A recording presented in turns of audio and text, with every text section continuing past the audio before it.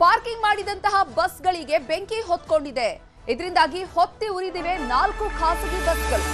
ಆನೇಕಲ್ ತಾಲೂಕಿನ ಹಳೆ ಚಂದಾಪುರದಲ್ಲಿ ನಡೆದಿರುವಂತಹ ಘಟನೆ ಇದು. ಬಸ್ಗಳನ್ನ ಪಾರ್ಕ್ ಮಾಡಿದಂತಹ ಸಂದರ್ಭದಲ್ಲಿ ಏಕಾಏಕಿ ಬೆಂಕಿ ಹೊತ್ಕೊಂಡಿದೆ. ಇದರಿಂದಾಗಿ 4 ಖಾಸಗಿ ಬಸ್ಗಳು ಬೆಂಕಿಯಲ್ಲಿ ಹೊತ್ತಿ ಉರಿದಿವೆ. ಆನೇಕಲ್ ತಾಲೂಕಿನ ಹಳೆ ಚಂದಾಪುರದಲ್ಲಿ ನಡೆದಿರುವಂತಹ ಘಟನೆ ನೋಡಿ. ವಿಜುವಲ್ಸ್ ಅಲ್ಲಿ ಗಮನಿಸ್ತಾ ಇದ್ದೀವಿ. ಬೆಂಕಿಯ ಒಂದು ಜ್ವಾಲೆ ಎಷ್ಟರ ಮಟ್ಟಿಗೆ ಹೊತ್ಕೊಂಡಿದೆ ಅನ್ನುವಂಥದ್ದ. ಪಾರ್ಕಿಂಗ್ ಲಾಟ್ ನಲ್ಲಿ ಬಸ್ಗಳನ್ನ ನಿಲ್ಲಿಸಲಾಗಿತ್ತು. ಮೊದಲು ಒಂದು ಬಸ್ ನಲ್ಲಿ ಬೆಂಕಿ ಕಾಣಿಸಿಕೊಂಡಿದೆ. ಅದಾದ್ಮೇಲೆ ಆ ಒಂದು ಬಸ್ ಅಲ್ಲಿ ಇದ್ದಂತಹ ಬೆಂಕಿ ಅಕ್ಕಪಕ್ಕದ ಬಸ್ಗಳಿಗೂ ಕೂಡ ತಾಗಿ 4 ಬಸ್ಗಳು ಕೂಡ ಹೊತ್ತಿ ಉರಿತಾ ಇರುವಂತಹ ದೃಶ್ಯಾವಳಿಗಳಿದು. ಧಗಧಗನೆ ಹೊತ್ತಿ ಉರಿದಿವೆ 4 ಬಸ್ಗಳು ಕೂಡ. ಸ್ಥಳಕ್ಕೆ ಅಗ್ನಿಶಾಮಕ ಸಿಬ್ಬಂದಿ ಬಂದು ದೌಡಾಯಿಸಿ ಬೆಂಕಿ ನಂದಿಸುವಂತಹ ಕಾರ್ಯ ಮಾಡಿದ್ದಾರೆ. ಸೂರ್ಯನಗರ ಪೊಲೀಸ್ ಠಾಣಾ ವ್ಯಾಪ್ತಿಯಲ್ಲಿ ನಡೆದಿರುವಂತಹ ಘಟನೆ ಇದು. ಆನೇಕಲ್ನ ಹಳೆ ಚಂದಾಪುರದಲ್ಲಿ ಪಾರ್ಕಿಂಗ್ ಲಾಟ್ ಅಲ್ಲಿ ನಿಲ್ಲಿಸಿದಂತಹ ಬಸ್ಗಳು, ಖಾಸಗಿ ಬಸ್ಗಳು, 4 ಖಾಸಗಿ ಬಸ್ಗಳು ಕೂಡ ಸಂಪೂರ್ಣವಾಗಿ ಬೆಂಕಿಗಾಹುತಿಯಾಗಿ ಹೋಗ್ಬಿಟ್ಟಿದೆ.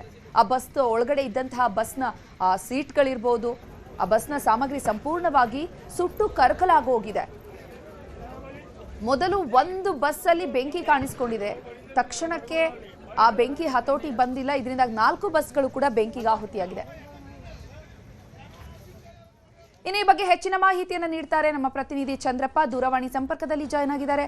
ಚಂದ್ರಪ್ಪ, ಈ ಒಂದು ಪಾರ್ಕಿಂಗ್ ಲಾಟ್ ಅಲ್ಲಿ ಫಸ್ಟ್ ಒಂದು ಬಸ್ಸಿಗೆ ಬೆಂಕಿ ಹೊತ್ಕೊಳ್ತಲ್ಲ, ಅದು ಹೇಗೆ ಬೆಂಕಿ ಹೊತ್ಕೊಂಡಿದೆ ಹೇಗೆ ಅಂತ?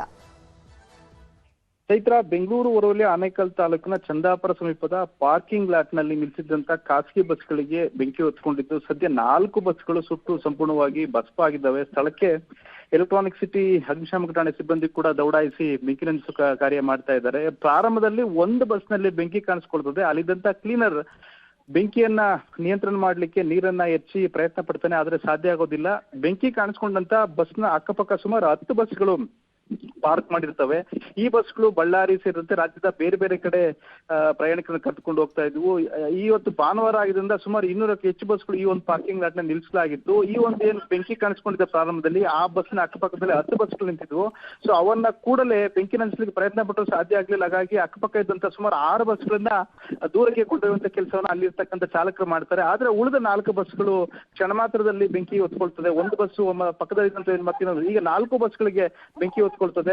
ಅಗ್ನಿಶಾಮಕ ಸಿಬ್ಬಂದಿ ಕೂಡ ಬಂದು ಈಗ ಬೆಂಕಿ ನಂದಿಸುವಂತ ಕಾರ್ಯ ಮಾಡ್ತಾ ಇದ್ದಾರೆ. ಆದ್ರೆ ಡೀಸೆಲ್ ಟ್ಯಾಂಕ್ ನಲ್ಲಿ ಫುಲ್ ಟ್ಯಾಂಕ್ ಇತ್ತು ಅಂತ ಹೇಳಲಾಗ್ತದೆ 4 ಬಸ್ಗಳಲ್ಲಿ. ಹಾಗಾಗಿ ಸದ್ಯ ಬೆಂಕಿ ನಂದಿಸ್ಲಿಕ್ಕೆ ಆರಿಸ್ಲಿಕ್ಕೆ ಹರಸಾಹಸ ಪಡ್ತಾ ಇದ್ದಾರೆ.